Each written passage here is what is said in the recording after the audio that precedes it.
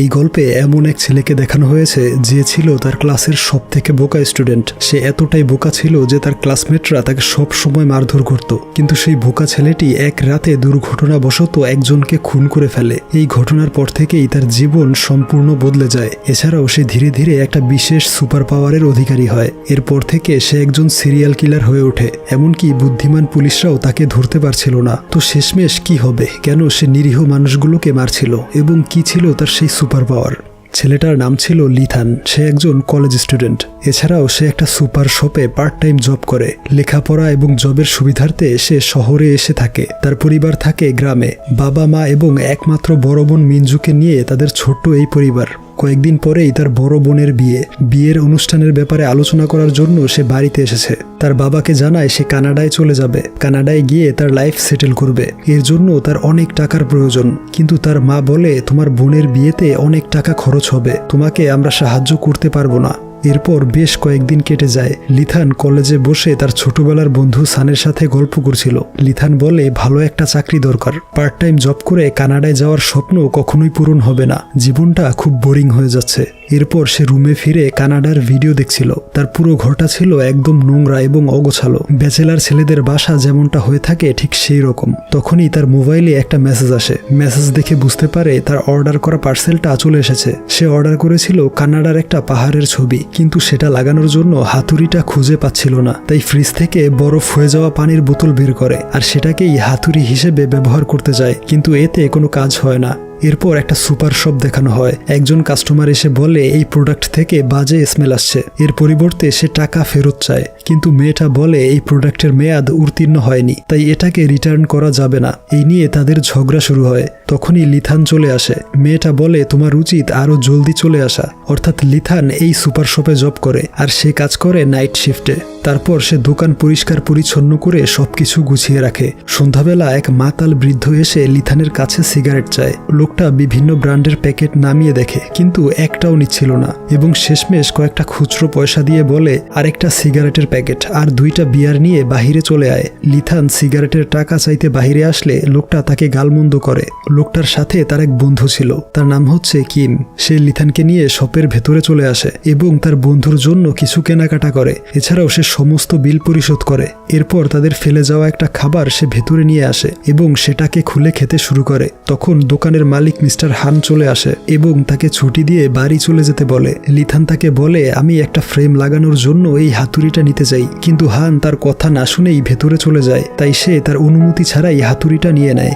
বাড়ির দিকে যাওয়ার সময় একটা গলিতে সে ওই বৃদ্ধ মাতাল লোকটাকে পড়ে থাকতে দেখে। প্রথমে সে তাকে দূর থেকে ডাক দেয়, কিন্তু কোনো সারা শব্দ পায় না। তাই সে আবারও হাঁটা শুরু করে। কিছু দূর যেতেই সে কিমকে দেখতে পায়। তাকে দেখতেই লিথানের ঘাড়ে ব্যথা শুরু হয়। লিথান বলে আপনার বন্ধু ওই রাস্তায় ঘুমিয়ে আছে, তাকে বাড়ি পৌঁছে দিয়ে আসুন। কিম তাকে রাগী গলায় উত্তর দেয়, বলে সে ওইখানে ঘুমিয়ে থাকলে তোমার প্রবলেম কি, তুমি নিজের কাজ করো। এই বলে সে সামনের দিকে এগোয়, কিন্তু কিছু একটা ভেবে সে আবারও ফিরে আসে এবং লিথানকে মারধর করতে থাকে। তখন লিথানের ছোটবেলার একটা ঘটনা মনে পড়ে যায়। ফ্ল্যাশব্যাকে দেখানো হয় স্কুলের বখাটে ছেলেরা তার বন্ধু সানকে মারধর করছিল। সে তাদেরকে বলে সানকে ছেড়ে দিতে। এই শুনে বখাটে ছেলেগুলো তাকেই মারতে শুরু করে। সেদিন সে কোনো প্রতিবাদ করতে পারেনি, মুখ বুজে সব সহ্য করতে হয়েছে। কিন্তু আজ আর নয়। এই ভেবে ব্যাগ থেকে হাতুড়িটা বের করে কিমের মাথায় সজোরে আঘাত করে। কিমের মাথা ফেটে যায়। এরপরেও সে উঠে হাঁটা শুরু করে। এই অবস্থা দেখে লিথানের হাত থেকে হাতুড়িটা নিচে পড়ে যায়। তার কোনো উদ্দেশ্যই ছিল না এসব করার।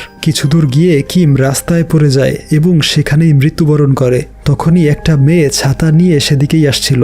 এই দেখে সে আরো বেশি ঘাবড়ে যায়, কারণ এই মেয়েটা সাক্ষী দিলে তার ফাঁসি হয়ে যাবে। মেয়েটার কুকুরটা কিমের লাশের কাছে চলে যায়। মেয়েটা বলে রাস্তা থেকে কিছু খেতে হয় না, আমাকে বাড়ির দিকে নিয়ে চলো। অর্থাৎ সেই মেয়েটা ছিল অন্ধ। তার কুকুরটা তাকে রাস্তা চিনিয়ে বাড়ি নিয়ে যাচ্ছিল। এরপর লিথান প্রাণপণে দৌড়াতে শুরু করে। বাড়ি ফিরে সব রক্ত ধুয়ে মুছে পরিষ্কার করছিল। ঠিক তখনই সে কল্পনাতে কিমকে দেখতে পায়। কিম তাকে বলে আমি কি অপরাধ করেছিলাম যে আমাকে এভাবে নির্মমভাবে মেরে ফেললে। এরপর লিথান কোনো রকমে নিজেকে সামলিয়ে তার খাটে গিয়ে শুয়ে পড়ে। এরপর দেখা যায় পুলিশ তাকে অ্যারেস্ট করে নিয়ে যাচ্ছে, আর এই দেখে তার মা অজ্ঞান হয়ে যায়। তখনই কলিং বেল বেজে ওঠে, অর্থাৎ সে এতক্ষণ স্বপ্ন দেখছিল, তাকে এখনো অ্যারেস্ট করা হয়নি। দরজা খুললে দেখতে পায় তার বন্ধু সান এসেছে, আজ রাতে এখানেই থাকবে। সান ফ্লোরে বিছানা করে ঘুমিয়ে পড়ে, কিন্তু লিনের ঘুম আসছিল না। হঠাৎ করেই তার চোখ পড়ে ছবির ফ্রেমটার দিকে, যেটা এখনো লাগানো হয়নি। এটা লাগানোর জন্য সে হাতুড়িটা দোকান থেকে নিয়েছিল, সেটা দিয়েই কিমকে হত্যা করেছে এবং হাতুড়িটা সেখানেই ফেলে এসেছে। এই ভেবে তার আরও বেশি টেনশন হয়। পরদিন সকালবেলা সেই ক্রাইম স্পটে পুলিশ চলে আসে। এখানে ডিটেকটিভ জংকে দেখানো হয়। সে ছিল খুবই বুদ্ধিমান এবং স্মার্ট একজন অফিসার। সে রাস্তায় পড়ে থাকা কিমের ব্যাগটা খুঁজে পায়। সেই ব্যাগের মধ্যে ছিল আরেকটা পলিথিনের ব্যাগ। সেই পলিথিনে হানের দোকানের অ্যাড্রেস লেখা ছিল, যেই দোকান থেকে গতরাতে কিম এই ড্রিঙ্কসটা কিনেছিল। কিন্তু আশ্চর্যজনকভাবে লিথানের হাতুড়িটা সেখানে ছিল না। এদিকে লিথানকে তার বস ফোন করে বলে, সকালের শিফটে কাজ করা মেয়েটা অসুস্থ হয়ে পড়েছে, তোমাকে এখনই আসতে হবে। কিন্তু বেচারা লিথান রাতে ভালোভাবে ঘুমাতেই পারেনি, তার উপরে সে বাহিরে যেতে ভয় পাচ্ছিল। অপরদিকে জং ঠিকানা অনুযায়ী সেই সুপার শপে হাজির হয়। শপের মালিক হানের কাছে গতরাতের সিসিটিভি ফুটেজ চায় এবং বাহিরে এসে অপেক্ষা করে। দুজন স্কুল পড়ুয়া ছেলে তার কাছে এসে সিগারেট জ্বালানোর লাইটার চায়। জং বলে তার কাছে লাইটার নেই, কিন্তু ছেলেগুলো একটু বেশি বেয়াদবি করছিল। এর ফলে সে রেগে যায়। তখন তার অ্যাসিস্ট্যান্ট ইয়ং সিসিটিভি ফুটেজ নিয়ে আসে, আর যাওয়ার সময় সে তাদেরকে ধরে থানায় নিয়ে যায়। সেখানে ইন্সপেক্টর পার্ক ছেলেগুলোকে বুঝায় আর তাদেরকে ওয়ার্নিং দিয়ে ছেড়ে দেয়। ওইদিকে জং সিসিটিভি ফুটেজে দেখে লিথান ওই বৃদ্ধ লোকের সাথে কথা বলছে। এই দেখে সে আবারও ওই দোকানে আসে আর হানের কাছে লিথানের ফোন নাম্বার এবং অ্যাড্রেস চায়। তখনই লিথান দোকানে হাজির হয় আর জং তাকে নিয়ে বাহিরে চলে আসে। তার কাছে গতরাতে হওয়া দুটো খুনের বিষয় জিজ্ঞাসাবাদ করে। জং বলে সেই দুজন গতরাতে এই টেবিলে বসেই ডিনার করেছিল এবং অনেকক্ষণ যাবৎ কথাবার্তা বলেছিল। তাদের মধ্যে কি কথাবার্তা হয়েছে তা নিশ্চয়ই তুমি শুনেছ। জংয়ের কথা শুনে সে প্রচন্ড ঘাবড়ে যায়। তখনই তার অ্যাসিস্ট্যান্ট ইয়ং দৌড়ে আসে আর বলে পোস্টমর্টেম এবং ফিঙ্গারপ্রিন্ট রিপোর্ট চলে এসেছে। ভিকটিম দুজন গতরাতে মাতাল অবস্থায় একে অপরের সাথে ঝগড়া করছিল এবং এক পর্যায়ে দুজন দুজনকে মেরে ফেলেছে। এলাকার একজন লোক তাদেরকে ঝগড়া করতে দেখেছে। এই শুনে লিথানের প্রেশার খানিকটা কমে যায়, কারণ আপাতত তাকে সন্দেহের তালিকা থেকে বাদ রাখা হবে। হ্যালো বন্ধুরা, আজ আমি 1xBet নামক একটি অ্যাপ সম্পর্কে কথা বলতে চাই, যেটা সবচেয়ে বিশ্বস্ত বুকমেকার। পিএসজি এবং সিরিয়া এই অ্যাপের স্পন্সর। 22 মার্চ থেকে শুরু হতে চলেছে আইপিএল। এই অ্যাপটিতে আপনি আপনার প্রিয় দলকে সমর্থন করতে পারেন। এই অ্যাপে আপনি সমস্ত লাইভ ম্যাচের ফলাফল এবং সেই ম্যাচটি লাইভ দেখতে পারবেন। আপনি স্কোরের ভবিষ্যৎবাণী করে বাজি ধরতে পারেন, যেমন কোন দল জিতবে, কোন দল কত রান করবে এবং কে সর্বোচ্চ স্কোর পাবে, এবং BMW গাড়ি, আইফোন, ল্যাপটপ এবং আরও অনেক কিছুর মতো নগদ পুরস্কার জেতার সুযোগ রয়েছে। এছাড়াও বিভিন্ন ধরনের গেম রয়েছে, আপনি যা খুশি তা বেছে নিতে পারেন। এবং রেজিস্ট্রেশন করার সময় প্রচার কোড CINEMO ব্যবহার করে প্রথমবার জমাতে 13,000 টাকা পর্যন্ত পান। আপনি সহজেই পেটিএম, ব্যাংক, বিকাশ, নগদ, রকেট এবং অন্যান্য সহজ পদ্ধতির মাধ্যমে আপনার জেতা টাকা তুলতে পারবেন। অনেকদিন ধরে এটা ব্যবহার করছি, আপনিও ব্যবহার করতে পারেন। তাহলে আর দেরি কিসের? পিন কমেন্টে লিঙ্ক দেওয়া আছে, লিঙ্কে ক্লিক করে রেজিস্টার করুন, অথবা গুগলে 1xBet সার্চ করে রেজিস্ট্রেশন করুন। আর রেজিস্ট্রেশনের সময় আমার দেয়া প্রোমো কোড CINEMO ব্যবহার করুন এবং বোনাস জিতুন। এরপর জং গাড়িতে এসে ইয়ংকে বলে, তুমি নতুন হলেও ভালো কাজ করেছ, তবে এরপর থেকে সন্দেহভাজনদের সামনে কোনো ধরনের তথ্য বলবে না, কারণ এর ফলে তারা আরও বেশি সতর্ক হয়ে যায়। অপরদিকে লিথান বাড়ি ফেরার পথে সেই ক্রাইম স্পটের সামনে দিয়ে যাচ্ছিল। সে আসলে ওই হাতুড়িটা খুঁজতে এসেছিল, কিন্তু সেখানে কয়েকজন লোক সিসিটিভি ক্যামেরা লাগাচ্ছিল, অর্থাৎ এই জায়গায় এর আগে সিসি ক্যামেরা ছিল না। তাদেরকে দেখে সে বাড়ির দিকে চলে যায়। ওইদিকে জং থানায় বসে গতরাতের ফুটেজগুলো দেখছিল। লিথান যখন দোকানের ড্রয়ার থেকে হাতুড়িটা বের করে, ঠিক তখনই সিসিটিভি ক্যামেরার সামনে একটা মাছি চলে আসে। তার ফলে লিথানের হাতুড়ি নেওয়ার বিষয়টা ভিডিওতে দেখা যায় না। তারপর মার্ডার হওয়া বৃদ্ধ লোকটির স্ত্রী আসে জংয়ের কাছে। সে জংকে বলে, কিম নামের সেই লোকটাকে আমি আগে চিনতাম না। গত কয়েক মাস আগে হঠাৎ একদিন আমার স্বামী সেই লোকটাকে বাসায় নিয়ে আসে, আর অল্প কয়েকদিনের মধ্যেই কিম আমাদের সবার মন জয় করে নেয়। এমনকি তার সাথে আমি প্রেমের সম্পর্কে জড়িয়ে পড়ি। আমার পরিকল্পনা ছিল স্বামীকে ডিভোর্স দিয়ে কিমকে বিয়ে করা। এসব শুনে পার্ক ইয়ংকে বলে, বিয়ে করে কি লাভ? যদি তোমার স্ত্রীকে অন্য কেউ এসে পটিয়ে ফেলে তাহলে তোমার কি হবে? এরপর জং লিথানের শপে আসে চুইংগাম কিনতে, কিন্তু লিথান বাবল গাম দেয় আর বলে আমি দেখেছি আপনাকে বাবল তৈরি করতে, এটা দিয়ে বেশ বড় বাবল তৈরি হবে। জং বলে আমি চুইংগাম দিয়েও ভালো বাবল তৈরি করতে পারি, আমি এটা নিয়ে রিসার্চ করেছিলাম, আসলে কার মধ্যে কোন ধরনের কার্যক্ষমতা আছে সেটা রিসার্চ করলেই বেরিয়ে আসে, যেমনটা আমি এই মার্ডার কেস নিয়ে রিসার্চ করছি। এই শুনে লিথান ভয় পেয়ে যায়। জং বলে মার্ডার হওয়ার আগে সেই লোকগুলোর সাথে শেষবার তুমি কথা বলেছিলে, তাই ভয় পাওয়াটাই স্বাভাবিক। এই বলে সে চলে যাচ্ছিল। লিথান বলে আবারও আসবেন। জং বলে প্রার্থনা করো এমনটা যাতে না হয়। সেদিন রাতের বেলা সান এসে লিথানকে বলে শুনলাম পাশেই নাকি একটা মার্ডার হয়েছে, এক পুলিশ অফিসার আমাকে এবং মিনকে ওই মার্ডারের বিষয়ে জিজ্ঞাসাবাদ করেছিল, এমনকি সে তোমার ব্যাপারেও জিজ্ঞেস করেছে, তার কথাবার্তায় মনে হচ্ছিল মার্ডারটা যেন তুমিই করেছো। এরপর দিন ইন্সপেক্টর পার্ক একটা ফাইল নিয়ে দৌড়ে আসে জংয়ের কাছে। সেই ফাইলে ছিল মার্ডার হওয়া ব্যক্তি মিস্টার কিমের ডিএনএ রিপোর্ট, আর মুহূর্তেই এই রিপোর্ট একটা ব্রেকিং নিউজে পরিণত হয়। সেই নিউজটা রেস্টুরেন্টের টিভিতে দেখছিল লিথান। নিউজে বলা হচ্ছিল মিস্টার কিমের পরিচয় নিয়ে পুলিশের সন্দেহ হয়, তাই তার ডিএনএ অ্যানালাইসিস করলে এক রহস্যজনক পরিচয় উঠে আসে, আর তা হচ্ছে সেই লোকটা ছিল একজন মোস্ট ওয়ান্টেড সিরিয়াল কিলার, যাকে পুলিশ বহু বছর ধরে খুঁজে আসছে, কিন্তু সে ছদ্মবেশে এই শহরে এসে ঘুরে বেড়াচ্ছিল। এই নিউজ দেখে লিথানের মাথা ঘুরে যায়। ওইদিকে পার্ক জংকে বলে এই কিম নামক লোকটা ছিল একজন সিরিয়াল কিলার, রেপিস্ট এবং ছিনতাইকারী, আর এখন মনে হচ্ছে সে যেমন কর্ম করেছিল ঠিক তেমন ফলই পেয়েছে। সেই রাতে লিথান আবারও তার স্বপ্নে কিমকে দেখতে পায়, কিন্তু এবার সে ভয় না পেয়ে উল্টো মারধর করতে থাকে আর বলে এখন আমার কোনো অনুশোচনা নেই, তোর মতো জঘন্য লোকের সাথে এমনটাই হওয়া উচিত ছিল। তখনই তার ঘুম ভেঙে যায়। ঘুম থেকে উঠে সে খুব ফ্রেশ অনুভব করে। এখন মার্ডারের বিষয়টা নিয়ে আর কোনো আফসোস নেই, কারণ সে একজন অপরাধীকে শাস্তি দিয়েছে। এখানে দৃশ্য পরিবর্তন হয়ে সেই অন্ধ মেয়েটাকে দেখানো হয়, যেই মেয়েটাকে মার্ডারের সেই রাতে দেখা গিয়েছিল, কিন্তু এখানে মেয়েটাকে মোটেও অন্ধ মনে হচ্ছে না, সে তার কুকুরের সাথে খেলছিল। মেয়েটার নাম হচ্ছে জুন, কিন্তু সবচেয়ে আশ্চর্যজনক বিষয় হচ্ছে লিথানের সেই হাতুড়িটা রাখা ছিল জুনের টেবিলের উপরে। এরপর সপ্তাহের ছুটির দিনে লিথান তার গ্রামের বাড়িতে বেড়াতে আসে। তার মা তাকে দেখতেই আবর্জনার বস্তা ধরিয়ে দেয় আর বলে এই ময়লাগুলো জলদি ডাস্টবিনে ফেলে দিয়ে আসো, কিছুক্ষণ পরেই আমরা চার্চে যাব। এরপর তারা চার্চে বা গির্জায় চলে আসে। তার মা বলে শুনেছি তোমাদের দোকানের পাশে কিম নামক এক অপরাধীর নির্মম মৃত্যু হয়েছে, খবরটা শুনে ভালোই লাগলো, তার মতো অমানুষের সাথে এমনটাই হওয়া উচিত। এই শুনে লিথান বেশ খুশি হয়। অপরদিকে জং একটা ফুলের দোকানে যায় ফুল কিনতে। দোকানের মহিলাটা তাকে গুরুত্ব না দিয়ে ফোনে কথা বলে যাচ্ছিল।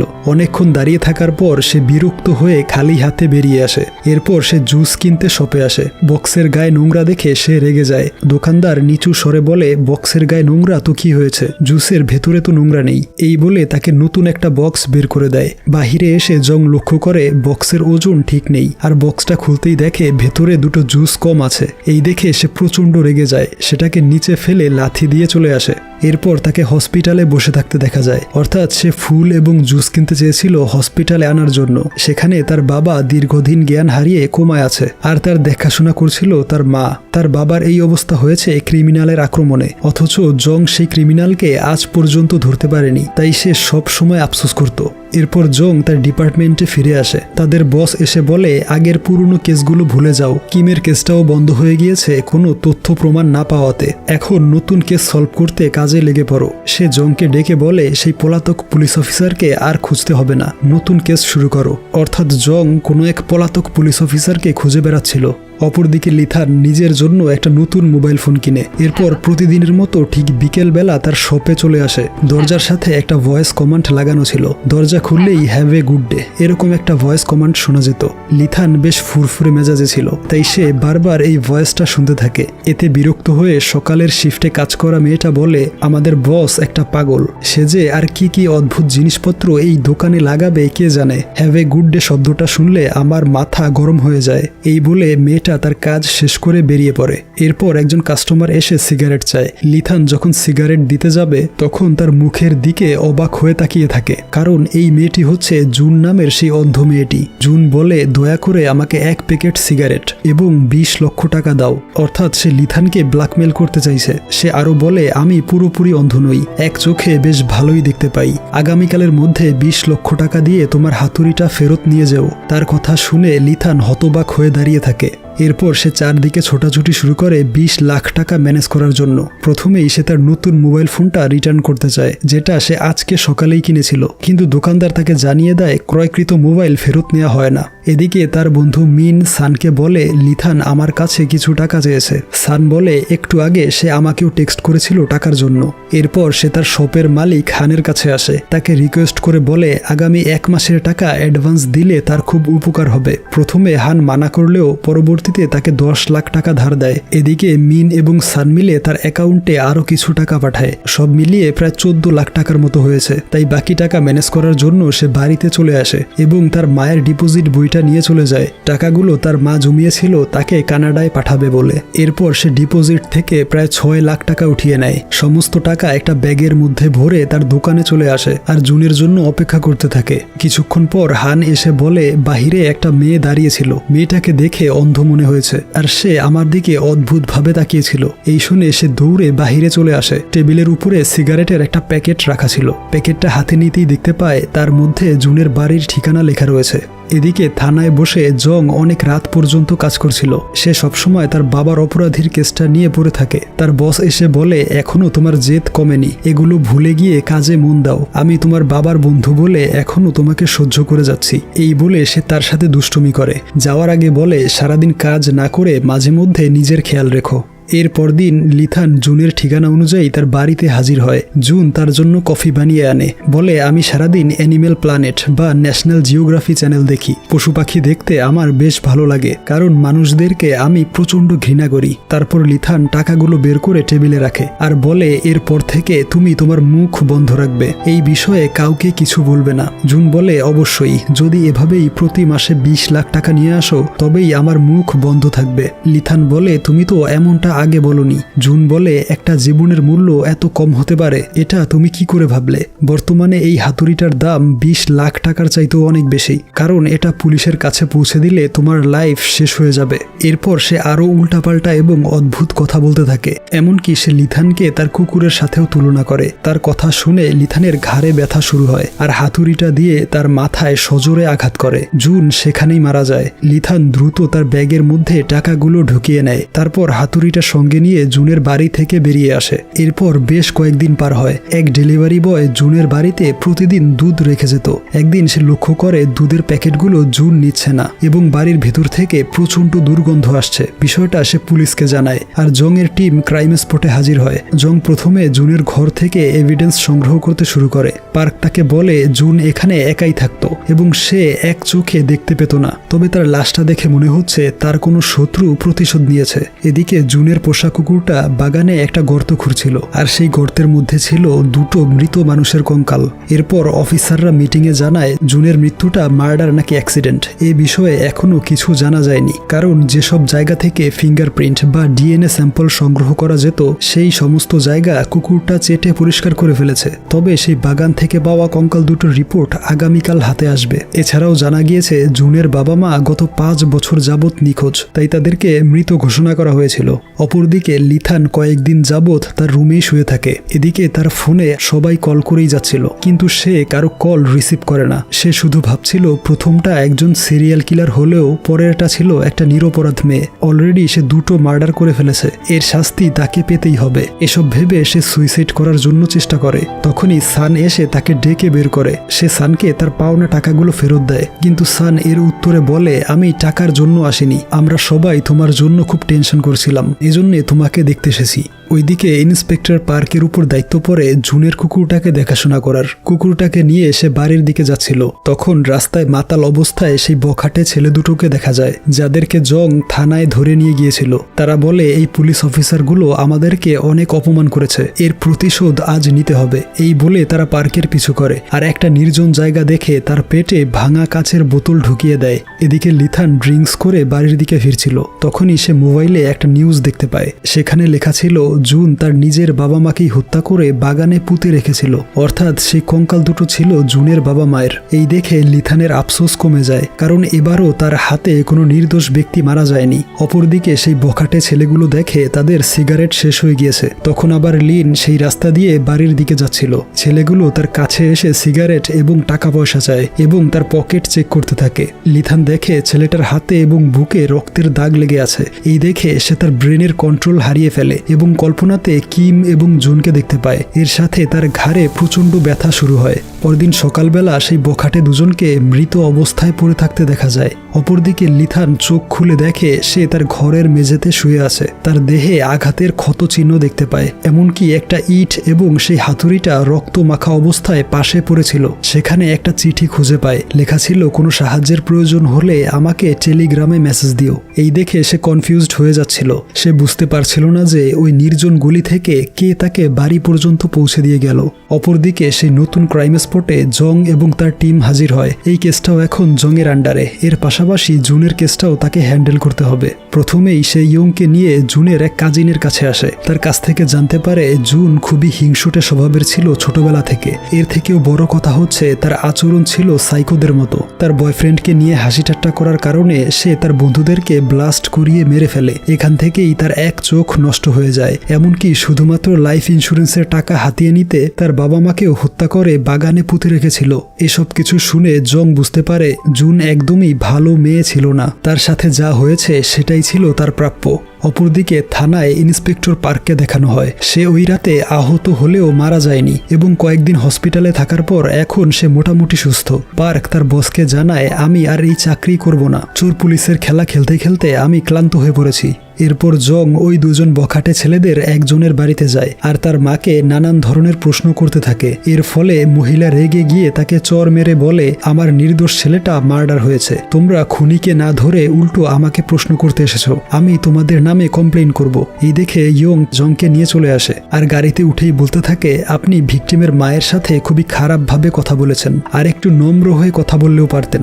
এর উত্তরে জং তাকে পুরনো একটা কেসের ব্যাপারে জানায়। কয়েক বছর আগে একটা স্কুল পড়ুয়া মেয়েকে তারা দুজন প্রথমে টার্গেট করে, এরপর সেই মেয়েটাকে ধর্ষণ করে আর সেই মেয়েটা ছাদ থেকে লাফ দিয়ে আত্মহত্যা করে। এরপর সেই মহিলাটা ওই মৃত মেয়ের পরিবারকে বলে তার ছেলের সাথে এই মেয়েটি নিজ ইচ্ছায় ফিজিক্যাল রিলেশন করেছে। তার ছেলে এবং ছেলের বন্ধু সম্পূর্ণ নির্দোষ। আসলে মহিলাটি ছিল একজন উকিল আর সে ওই অপরাধী ছেলেদেরকে নির্দোষ প্রমাণ করে ফেলে। এছাড়াও ছেলেগুলো চুরি, ছিনতাই এবং ডাকাতির মতো অপরাধ করেই যাচ্ছিল। ইয়ং বলে মেয়েটার বাবাকে জিজ্ঞাসাবাদ করা উচিত, হতে পারে সে প্রতিশোধ নিতে ছেলেগুলোকে হত্যা করেছে। কিন্তু জং বলে ক্রাইম সিন দেখে স্পষ্ট বোঝা যাচ্ছিল এই মার্ডারটা কোনো প্ল্যান ছাড়াই করা হয়েছে, আর মেয়েটার বাবা যদি মার্ডার করতেই চাইতো তাহলে সে আগে প্ল্যান করে পুরো কাজটা করত। এরপর জং হানের শপে যায় আর তাকে জুনের একটা ছবি দেখিয়ে বলে এই মেয়েটাকে সে আগে দেখেছে কিনা। হান বলে চশমা পরা এমন একটা মেয়েকে সে বাহিরে দাঁড়িয়ে থাকতে দেখেছিল। ব্যাপারটা সে লিথানকে জানিয়েছিল। মেয়েটার কথা শুনতেই সেদিন লিথান দৌড়ে বেরিয়ে যায়। মেয়েটার সাথে লিথানের যোগসূত্র থাকতে পারে, কিন্তু লিথান তার কাছ থেকে অ্যাডভান্স টাকা নিয়ে উধাও হয়ে গিয়েছে। গত কয়েকদিন ধরে সে দোকানে আসছে না। ওইদিকে লিথান টেলিগ্রামে একটা অ্যাকাউন্ট খোলে আর সাথে সাথেই অনলি ফর হিরোজ নামের একটা অ্যাকাউন্ট থেকে তাকে টেক্সট করা হয়। টেক্সটে লেখা ছিল, ওয়েলকাম লিথান।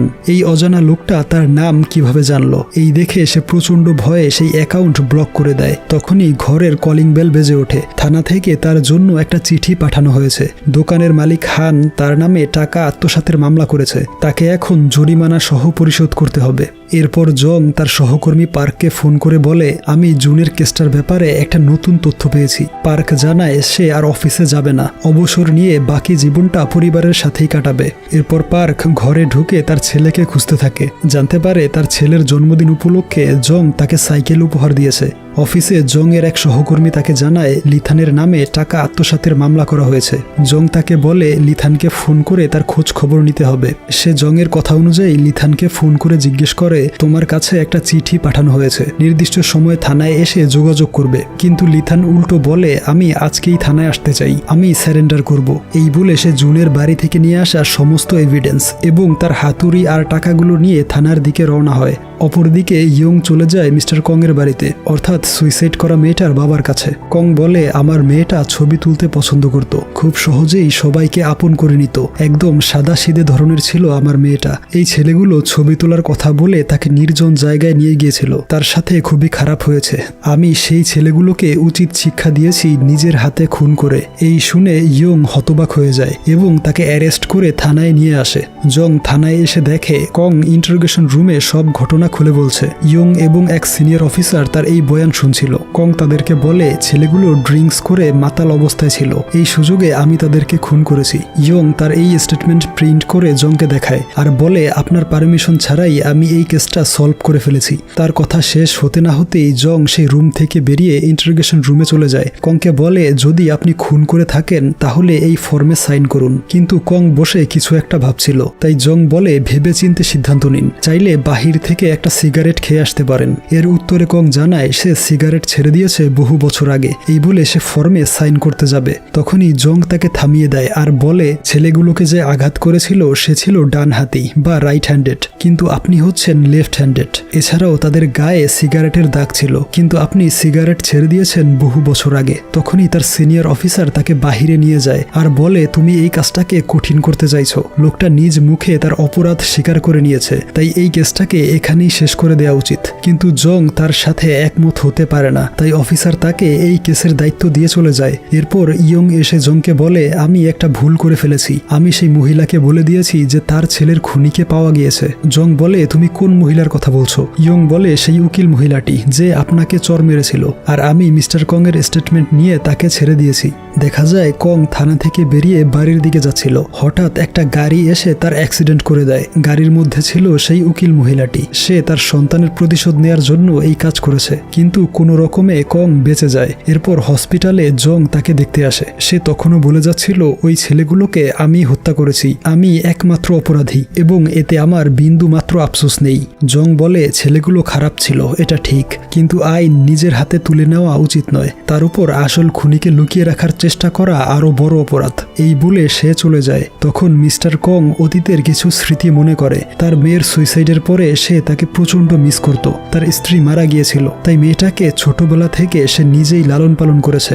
একমাত্র মেয়েটা ছাড়া পৃথিবীতে তার আর কেউ ছিল না, আর মেয়েটাও এখন তার জীবন থেকে চলে গেল। তাকে নির্মমভাবে হত্যা করা হয়েছে, এর প্রতিশোধ সে নিজের হাতেই নিবে। তাই সেদিন রাতে সে বেরিয়ে পড়ে ওই ছেলেগুলোকে শেষ করে দেওয়ার জন্য। তখন তার টেলিগ্রাম অ্যাকাউন্টে একটা মেসেজ আসে। মেসেজটা এসেছিল অনলি ফর হিরোজ নামক সেই আইডি থেকে, যেই আইডি থেকে লিথানকেও মেসেজ করা হয়েছিল। কংকে লিখে পাঠায় ঠিক সেভাবে আঘাত করো যেভাবে তুমি প্র্যাকটিস করেছিলে। কিন্তু কোনোভাবেই তার এতটা সাহস হয়ে ওঠে না। কিছুক্ষণ পর সে দেখতে পায় লিথান এবং সেই ছেলেগুলো মারপিট করছে। তারা মারপিট করতে করতে পাশের খোলা মাঠে চলে যায় এবং সেখানে লিথান তাদের দুজনকে ইট দিয়ে আঘাত করে মেরে ফেলে, আর সেও অজ্ঞান হয়ে পড়ে যায়। এরপরই মিস্টার কং এবং অন্য আরেকজন অজানা ছেলে লিথানকে বাড়িতে পৌঁছে দেয়। এরপর কং সেই অজানা ছেলেটার সাথে ড্রিঙ্কস করে আর বলে ওই ছেলেগুলোকে আমি নিজের হাতে মারতে চেয়েছিলাম, কারণ তারা বারবার অপরাধ করলেও আইনের হাত থেকে বারবার ছুটে গিয়েছিল, কিন্তু আমার আগেই লিথান তাদেরকে শেষ করে দিয়েছে। আমার শেষ ইচ্ছেটা পূরণ হয়ে গেল। এখানে গল্পটা বর্তমানে চলে আসে। লিথান সমস্ত টাকা তার ব্যাংক অ্যাকাউন্টে ডিপোজিট করে দেয়। ব্যাংক থেকে বের হতেই তার ব্যাগটা ছিনতাই হয়ে যায়। ছিনতাইকারীরা দেখে তার ব্যাগের মধ্যে কোনো টাকা পয়সা নেই। ওইদিকে লিথান রাস্তায় পড়ে হাতে আঘাত পেয়েছিল, তাই তাকে হসপিটালে নিয়ে আসা হয়। অপরদিকে কং এর টেলিগ্রামে সেই আইডি থেকে টেক্সট করে জানায় লিথানকে এই হসপিটালে আনা হয়েছে, আর পুলিশ লিথানকে সন্দেহ করতে পারে। এই মেসেজ দেখে কং বেরিয়ে পড়ে লিথানকে খুঁজতে। এক পর্যায়ে তাকে পেয়ে যায় আর বলে তুমি বিপদে পড়ে যাবে, দ্রুত এখান থেকে পালিয়ে যাও, তোমার সাথে টেলিগ্রামে যোগাযোগ করা হবে। এই শুনে লিথান বুঝতে পারে ওই টেলিগ্রাম আইডির সাথে কং এর যোগসূত্র রয়েছে, আর মার্ডারের রাতে কংই তাকে বাড়ি পৌঁছে দিয়েছিল। যাওয়ার আগে কং তাকে ধন্যবাদ জানায় আর বলে তাদেরকে মেরে তুমি আমার শেষ ইচ্ছেটা পূরণ করেছো। এরপর লিথান হসপিটাল থেকে বেরিয়ে আসার সময়ে জং তাকে দেখে ফেলে, আর তখনই তার সহকর্মী ফোন করে জানায় লিথান এখনো সারেন্ডার করতে আসেনি। এই শুনে জং লিথানের পিছু করে। এদিকে হসপিটালে কং তার মোবাইলে তার মেয়ের ছোটবেলার ভিডিও দেখছিল আর কল্পনা করে তার মেয়ে সব সময় তার কেয়ার করত। সে অসুস্থতার কারণে রাতে ঘুমের ওষুধ খেত। তার মেয়ে বলেছিল অতিরিক্ত ঘুমের ওষুধ খেলে মৃত্যু ঝুঁকি হতে পারে, আর সে তার বাবাকে হারাতে চায় না। কং ভাবে তার মেয়ের যদি অকাল মৃত্যু না হতো তাহলে তার গ্রাজুয়েশন কমপ্লিট হলে তাকে বড় অনুষ্ঠান করে বিয়ে দিত, তার দুটো ফুটফুটে সন্তানও থাকতো। এসব ভেবে কং প্রচন্ড ইমোশনাল হয়ে যায়। আর অনেকগুলো ঘুমের ওষুধ খেয়ে সুইসাইড করার চেষ্টা করে। ওইদিকে জং লিথানকে ফলো করছিল। তখন কং এর ডক্টর ফোন করে বলে কং সুইসাইড অ্যাটেম্প্ট করেছে। জং জলদি হসপিটালে চলে আসে, দেখতে পায় কং এর অবস্থা ভালো নয়। অপরদিকে লিথান পালিয়ে অনেক দূরে চলে আসে। সে টেলিগ্রামে ঢুকে ওই আইডিটা চেক করে, দেখে কোনো টেক্সট আসেনি, আর সেই আইডিটার নাম পরিবর্তন করে হিরো রাখা হয়েছে। সে বুঝতে পারে এই সব কিছুর পেছনে একজন মাস্টার মাইন্ড রয়েছে। এরপর লিথান তার রুমে এসে একটা চিঠি লেখে। চিঠিটা ছিল তার বাবা মায়ের উদ্দেশ্যে। এরপর সে ব্যাগপত্র গুছিয়ে বেরিয়ে পড়ে। স্টেশনে গিয়ে ট্রেনের জন্য অপেক্ষা করছিল। টিভিতে দেখতে পায় মার্ডার হওয়া সেই ছেলেগুলো হচ্ছে ধর্ষণকারী। এছাড়াও ইতিপূর্বে তাদের বিরুদ্ধে আরো অনেক কেস করা হয়েছিল। এই দেখে লিথান মুচকি হাসে, কারণ সে যাকেই হত্যা করেছে সেই পরবর্তীতে ক্রিমিনাল হিসাবে প্রকাশিত হয়। এরপর লিথান একটা সাইবার ক্যাফেতে যায়। ইন্টারনেটে অনলি ফর হিরোজ নামের সেই ব্যক্তির সম্পর্কে জানার চেষ্টা করে, কিন্তু সে তেমন কিছুই পায় না। অপরদিকে লিথানের পরিবার খোঁজ খবর নিতে তার ফ্ল্যাটে আসে, আর লিথানের রেখে যাওয়া চিঠিটা দেখতে পায়। সেখানে লেখা ছিল, আমি কানাডায় চলে যাচ্ছি, তোমাদের আর বিরক্ত করব না, আর মায়ের অ্যাকাউন্টে কিছু টাকা পাঠাবো, সেটা সুপার শপের মালিককে পরিশোধ করে দিও। এরপর লিথানের বোন মিঞ্জু হানের দোকানে গিয়ে তার পাওনা টাকা মিটিয়ে দেয়, আর হান তার টাকা ফেরত পেয়ে থানায় চলে আসে এবং লিথানের কেসটা উঠিয়ে নেয়। ওইদিকে লিথান ট্রেনে করে অন্য শহরের দিকে যাচ্ছিল। আসলে সে তার পরিবারকে মিথ্যে বলেছে, কানাডায় যাওয়ার মতো পর্যাপ্ত টাকা তার কাছে নেই। তার উদ্দেশ্য হচ্ছে অন্য কোনো শহরে গিয়ে লাইফটাকে নতুন করে শুরু করা। সে খুব ক্লান্ত ছিল, তাই কিছুক্ষণের জন্য ঘুমিয়ে পড়ে। ট্রেন স্টেশনে পৌঁছালে এক এক করে সবাই নেমে যায়, কিন্তু একটা মোটা সোটা দেখতে ছেলে তার পাশের সিটে বসেছিল। ছেলেটা বলে, আমার নাম হিরো, অনলি ফর হিরোজ নামের টেলিগ্রাম আইডিটা আমার, আর এখন আমার সাহায্যই তোমার সবচেয়ে বেশি প্রয়োজন।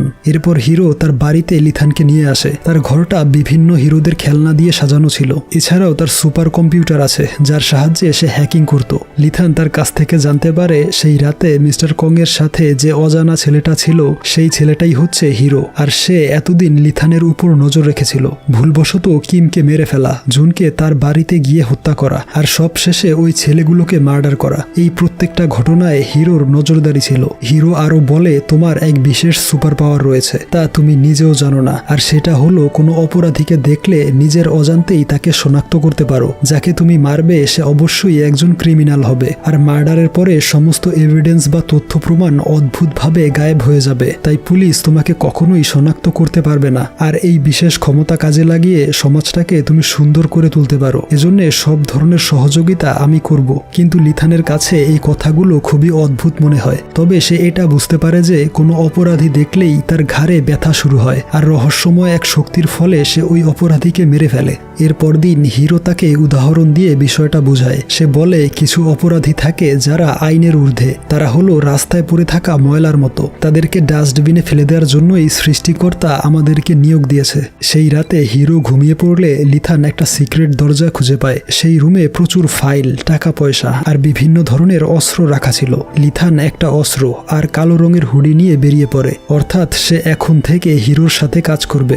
এরপর সে রাস্তায় ক্রিমিনাল খুঁজে বেড়ায়। একজন লোকের সাথে তার ধাক্কা লাগে, আর আবারও তার ঘাড়ে ব্যথা শুরু হয়। সে বুঝতে পারে এই লোকটাও একজন ক্রিমিনাল। দেখা যায় পেশায় লোকটা হচ্ছে একটা কোম্পানির ম্যানেজার। সে তার সহকর্মীদের নিয়ে ডিনার করতে আসে। অতিরিক্ত ড্রিঙ্কস করার ফলে সে গাড়ি চালানোর মতো অবস্থায় ছিল না, তাই অনলাইন থেকে একজন ড্রাইভার বুক করে। কিছু দূর আসার পরে কেউ একজন কল করে বলে, আমি সেই ড্রাইভার যাকে আপনি অনলাইনে বুকিং দিয়েছিলেন। এই শুনে সে গাড়ি থামাতে বলে। গাড়িটা থামাতেই তাকে ইলেকট্রিক শক দেওয়া হয়। জ্ঞান ফিরলে দেখতে পায় তার সামনে লিথান বসে আছে। লোকটা বলে, তোমার সাথে শুধু ধাক্কা খেয়েছিলাম, এর জন্য আমাকে মেরে ফেলবে? লিথান বলে, তুমি অবশ্যই কোনো বড় ধরনের অপরাধ করেছো, আর আইনের হাত থেকে পালিয়ে বেড়াচ্ছ। তোমার অপরাধ কি সেটা হিরো আসলেই জানা যাবে। এরপর হিরো এসে লোকটার মোবাইল তার ল্যাপটপে কানেক্ট করে। ফোনের সিক্রেট গ্যালারিতে বেশ কয়েকটা আপত্তিকর ভিডিও দেখতে পায়, যেখানে সে কম বয়সী মেয়েদের ব্ল্যাকমেল করে রেপ করছিল। এই দেখে লিথান তাকে হত্যা করে নদীর জলে ভাসিয়ে দেয়। সে হিরোকে বলে, আমি বেঁচে থাকার মানে খুঁজে পেয়েছি, বোধহয় সৃষ্টিকর্তা আমাকে এই জন্যই পাঠিয়েছে।